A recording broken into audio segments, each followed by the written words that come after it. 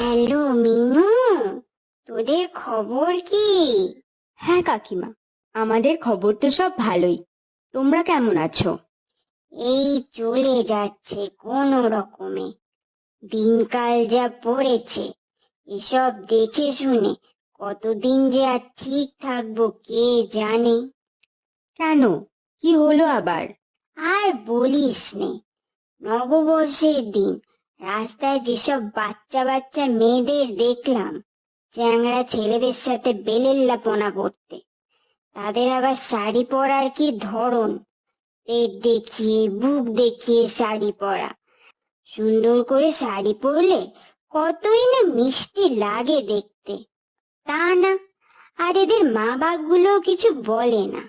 এভাবে কি করে বাড়ি থেকে বেরোতে দেয় কে জানে। কাকিমা ছাড়ো না, কে কিভাবে শাড়ি পরবে সেটা তো তার যার যার ব্যক্তিগত ব্যাপার।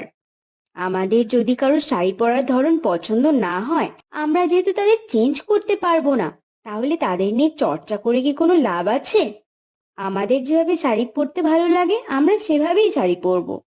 আর চলার পথে ওইভাবে যদি কাউকে শাড়ি পরতে দেখি, তখন তার থেকে চোখ সরিয়ে নেব, ব্যাস হয়ে গেল।